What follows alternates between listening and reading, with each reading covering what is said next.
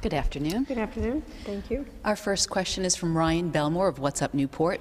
What information, data, or trends is giving or will give you the confidence that lifting the stay-at-home order on May 9th is the right and best decision to make for everyone's health and the economy? So it's a great question, obviously, because it's a very difficult and significant decision. I will highlight that on Monday of this week, I plan to dedicate the majority of the 1 o'clock press conference to addressing exactly this issue. But I will give you a preview of that now, and it's the same thing I've been saying all along.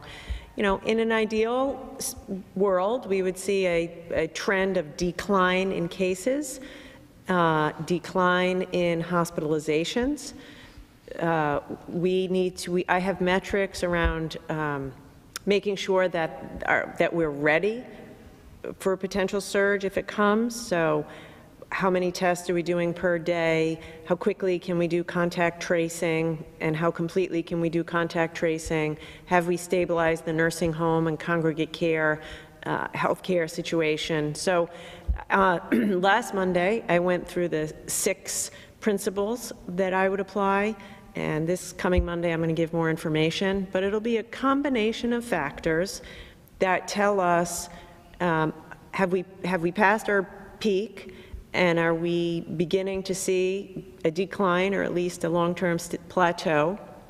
And also, is our healthcare system ready? Is our society ready? Is our business community ready? Do we have enough personal protective equipment? Are we ready to safely reopen? So that's a preview for now, and then we'll talk more about it next week. Our next question is from Michael Bilo of Motif Magazine, and this is for Dr. Alexander-Scott. Wyatt Detention Center, a congregate care facility, told the federal court yesterday they have 8 positive detainees and pending test results for 7 detainees and 10 staff members. They said they are working with the Department of Health on testing and contact tracing. What exactly is the Department of Health's involvement? Thank you for that. The Wyatt Detention Center did have their first case earlier this week. They have a group of cases now between 5 and 10. And our state epidemiologist has been in touch with the medical director at the facility every day since that first case was identified. They have a plan in place to isolate patients who are ill and to prevent transmission. They also have a negative room unit, which is a space used in hospitals and medical centers to prevent cross-contamination from room to room. And there are challenges associated with moving patients in a correctional facility, but facilities have plans in place to manage difficult medical situations like this. We are testing the staff in the facility, and we're actively supporting the facility in their management in this situation. Our next question, Governor, is for you from Tanya Signori of the Rhode Island Echo. How can local thriving businesses or local philanthropists contribute to the Rhode Island Small Business Association? Is it an easy enough process to have a foundation set up? So thank you for the question, and it's good to know that people are in a position to be able to give. I would direct you to 2 possibilities. When we first began this, the Rhode Island Foundation set up a coronavirus relief fund, and I have been working very closely with the Rhode Island Foundation to make sure that that is, being allocated to our greatest needs as we fight together the crisis. So that's an excellent place that I would direct any corporate or individual giving. Some of it is going to small businesses, others of it to social services and food, et cetera. So that's the Rhode Island Foundation. Additionally, you could go to the Commerce Rhode Island website. I would encourage you to do that. We are setting up a number of small business initiatives to help small businesses. We're providing technical assistance, as I've mentioned. We're providing small business loans. We're soon going to be providing rental assistance for the lowest income Rhode Islanders. So I would very much appreciate hearing from any companies who are in a position to give. Call Commerce Secretary Pryor, call the Commerce Department, go on Commerce's website, and let us know how you can help. Tony Pother of 102 FM asks, can you share data on the number of COVID-19 positive cases from workers in factories and industry settings? Thank you for that, Tony. We have shared that Taylor Farms and Danielle are the places where we are currently seeing the large groupings of cases outside of nursing homes.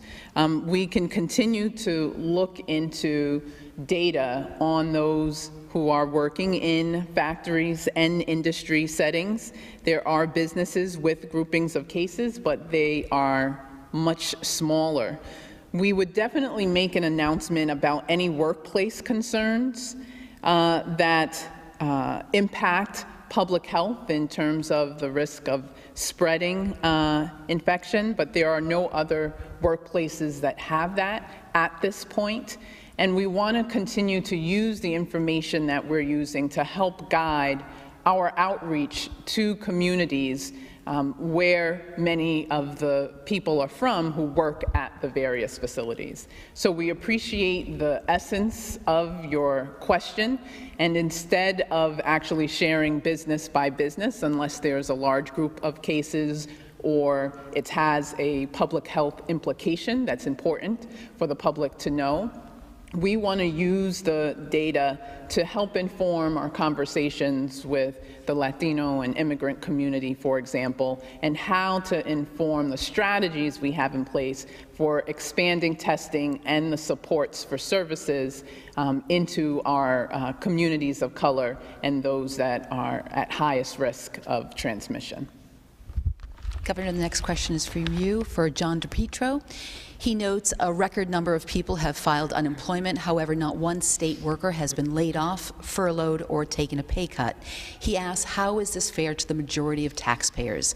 What about part-time lawyers for the General Assembly, which is not even in session? Yeah. So thank you, John, and I hear you. Listen, through this, I have asked every employer who is in a position to not lay off their employees to do that.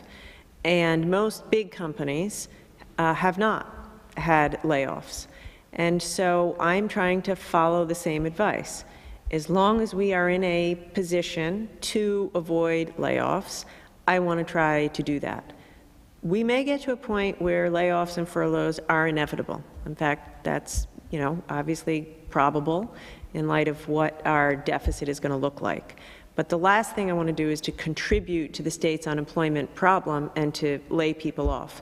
What we are doing is redeploying as many people as possible to serve the crisis. So we are, for example, with contact tracing. Contact tracing is very labor intensive. So we're taking folks who used to do something else and we're putting them onto contact tracing. In a way, that actually saves the state money because I don't have to go out and hire an outside firm, and we can use our state employees. So we're doing our best to do the right thing and keep as many people employed as long as possible, and we're trying to deploy people to fight the crisis. I will say that my ability and Director Smiley's ability to delay furloughs depends totally on the flexibility of the labor leaders, the public labor leaders, and the state workforce. And as long as they are willing to be flexible, I'm going to do everything I can to avoid layoffs. As it relates to the General Assembly, you'd have to ask them. That's something that they operate on their own. Anything to add? No? Okay. Next question is from Kathy Gregg of the Providence Journal. I'll ask it in stages. Moody's says state has taken at least a $630 million revenue hit. What actions are considering to compensate? Tax hikes, which ones? I'll continue. Freeze on car tax phase out, fast start on legalizing marijuana. Unlikely to do the last one. And beyond that, everything's on the table. So it's going to be a brutal budget to balance. By the way, that's true for every state in America. Before we can get to the business of balancing a budget, I need to know, we need to know, the legislature needs to know what's going to happen with the next stimulus package. President Trump has thrown his support behind an additional federal stimulus for state governments. And our federal delegation, with whom I'm in touch every day, is strongly fighting for that. In fact, just this week, I talked to all 4 members of our delegation, and that is top of their list. So for the next 4 weeks, we are fighting the crisis. We have a sprint of work to do in order to safely start reopening the economy, which, by the way, is a heavy lift. Enough spaces for people to quarantine and isolate, even if they're home insecure. Enough places for healthcare workers to live if they feel it's unsafe to go home. A lot more testing in vulnerable communities. It was a long list. So we're focused on that. We're going to let Congress do its job and do the right thing and send a stimulus to states. And then in a month or so, we'll get to work with the legislature to do the hard decisions. And there will definitely be cuts. And there may be increases. And I don't know what they are now, and I'm not going to know until I have a clearer financial picture. But it's going to be hard. I can't sugarcoat it. There'll be no easy way out of it. Next question is from Bruce Newberry at WADK Newport. Would you address a statement made today on national media for a moment? A national radio show host, on which I was a guest today, called you and the state out for keeping New Yorkers and Massachusetts residents out, and that is why we're doing better than other states. By the way, I had your back, Governor. Well, that's good to know, Bruce. I appreciate that. That was a tough decision that I had to make, and I think it was the right decision. Because if you look, for example, if you look at other countries that had their virus under control and then it surged again, in almost every case it was related to inflow. The border wasn't secure. You know, I've mentioned Singapore numerous times. They were migrant workers. Or Singapore also announced, they said, we're going to close the border. And right before they closed the borders, there was a rush of people coming back to Singapore. In Hong Kong, it was related to college students coming back. So it matters. You know, it matters. Our very first cases here were folks who had been to Italy and come back. So there was a lot of excitement when I made that decision. People are welcome to come here. Absolutely, certainly. If they have family here or a second home here, we want them to come here. But it has to be done safely. When they come, we want to know they're here, we want to know where they are, we want to know that they're in quarantine, and we want to know that they're following the rules. And if they're positive, they need to be in isolation. So it's not about keeping people out, it's about letting them in safely and having the information that we need in order to keep the rest of our community safe. That's my job, to keep all of Rhode Island safe, and sometimes that means making tough decisions. For folks at home, you might be hearing the noise in the distance. Eli Sherman notes that people are protesting outside the State House right now for you to reopen the economy. Some don't appear to be following your social distancing mandates. What's your message to them? I certainly respect their opinion and their ability to protest. That's a great part of America. If they are violating the social distancing rules, then they should knock it off. As I've said many times, it's not helpful, it's not healthy, and it's putting them at risk and their families at risk. And at this point, to violate social distancing rules, it's just selfish. Look around. 180,000 people have filed unemployment insurance claims. We report on mortality, we report on mortality every day. Rhode Islanders are struggling. It's not a time to be selfish. It's a time to ask yourself, what can I do to help? And right now, what you can do to help is follow the rules so we can keep everybody safe and so we can get everybody back to work. I can tell you this, if everybody today went out and violated the rules, I will definitely have to push back the date at which we can reopen the economy. This is just a fact. This is a fact. We know with certainty that when mobility increases, there's more cases. Now, also, we're ready for it now. We have more testing. We have more hospital beds. We have more, equipment that we need.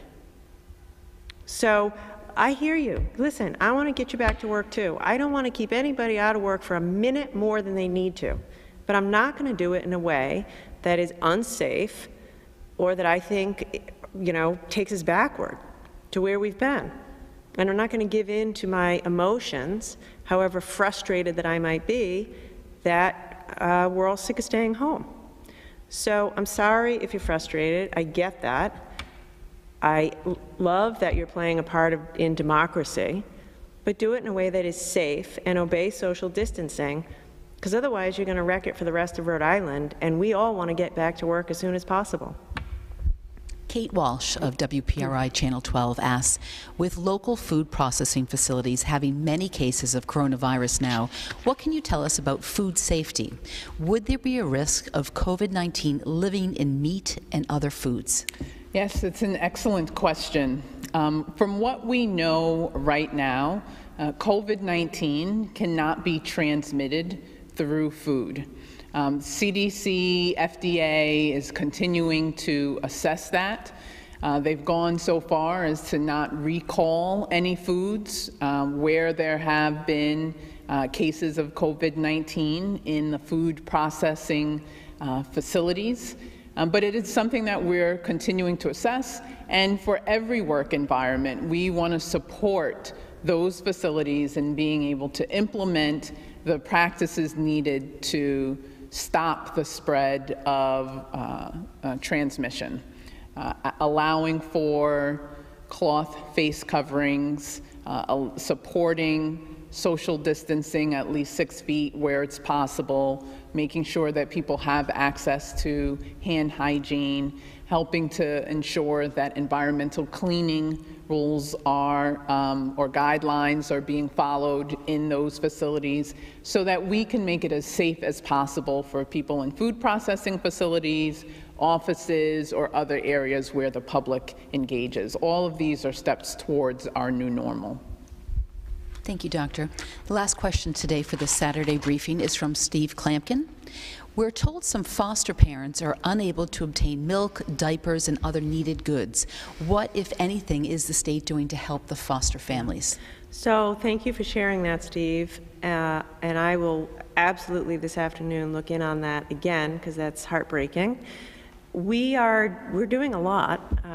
As you know, we petitioned the federal government to allow for additional money to be on food stamps, and that has started. We're the second state in America to allow for that. I've been helping the food bank to raise money, and they're working double overtime to distribute money.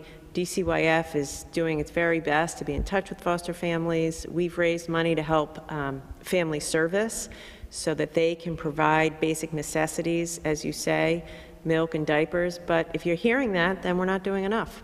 If you're hearing that, then I take it seriously. We'll look into it, and we'll do even more. Thank you, Governor. Yeah. Enjoy the day. Thank you, Doctor. That was Governor Gina Raimondo and the Health Department giving us their daily briefing on coronavirus efforts here in Rhode Island. Of note, cases and hospitalizations have plateaued, so to speak, here in Rhode Island, which the governor says is showing a glimmer of hope that all of our efforts to contain the virus are paying off. But there are now currently 7,129 cases in Rhode Island total, 430 new cases today. 77 people are in the ICU at the hospitals, 13 more deaths to report, and of those, one person in their 60s, one in their 70s, 8 in their 80s, 2 in their 90s, and one person older than 100. We're told of those 13 deaths, 10 people were nursing home residents. The governor said in the week ahead and days ahead, they'll be focusing on areas with vulnerable communities, so they'll be boosting testing in those vulnerable communities, and all in all, testing in more in the days to come to see when it will be possible for us to reopen the economy and see if these numbers will continue to plateau. But today we also saw a message of hope in another way in the form of artwork. The governor revealing a new piece of art that was created to represent hope in Rhode Island, and that will be on buildings at RISD in the coming days. And we will also be able to see that online. It will be sold places as well to show that hope now moving forward. The governor also focusing on art as a big part of our economy and giving ways that you can help the art community. And we have that for you on our website at WPRI.com. We'll also be talking about the protests outside the State House that you heard the governor speak about, and how she said she thought it was a selfish act for people to be out there protesting when others are working so hard hard to contain the virus. So we'll have both sides of that story for you as well tonight on Eyewitness News and on our website at WPRI.com. Stay with Eyewitness News for the latest on this breaking story.